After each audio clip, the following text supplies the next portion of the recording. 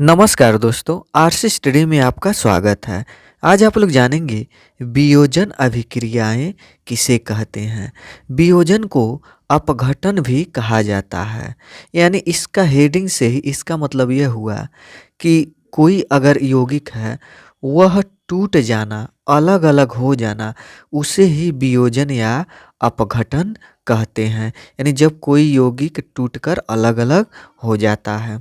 अब परिभाषा अनुसार कि वह रासायनिक अभिक्रिया जिसमें यौगिक बाह्य कारकों के प्रभाव से, अब वह बाह्य कारक क्या हो सकते हैं, या तो वह ऊष्मा हो सकता है, या तो प्रकाश हो सकता है, या तो विद्युत हो सकता है।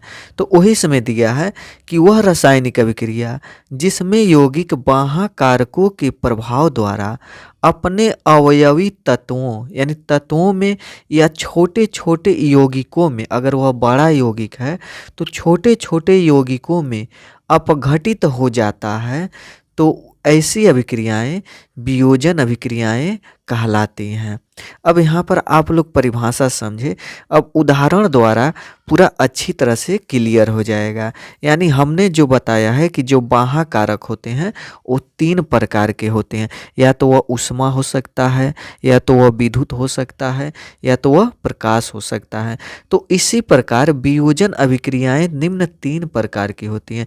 यानी 3 घटक यहाँ पर दिया है, तो 3 प्रकार की अभिक्रियाएं भी होती हैं, जिसमें से पहला ऊष्मीय अपघटन। यानी कहने का मतलब जब यह कैल्शियम कार्बोनेट है, यानी जब कैल्शियम कार्बोनेट को गर्म किया जाता है, गर्म का मतलब वही जब ऊष्मा दिया जाता है, तो यह कैल्शियम कार्बोनेट 2 भागों में टूट जाता है।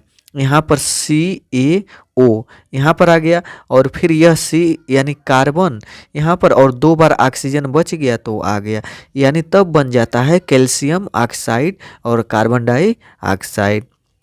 अब दूसरा है इसमें प्रकाश अपघटन अभिक्रियाएं। यानी जो प्रकाश द्वारा अपघटित होता है वैसे अभिक्रियाएं को प्रकाश अपघटन अभिक्रियाएं कहते हैं। जैसे यहाँ पर सिल्वर क्लोराइड है, जब सिल्वर क्लोराइड को धूप में रखा जाता है, यह सॉलिड है, जब इसे धूप में, धूप का मतलब वही सूर्य के प्रकाश में जब रखा जाता है तो यह अपने आप को अपघटित कर लेता है। यानी सिल्वर अलग हो जाता है और क्लोरीन अलग हो जाता है, जो गैस रूप में इसमें से बाहर निकल जाता है। अब तीसरा है विद्युत अपघटन अभिक्रियाएं।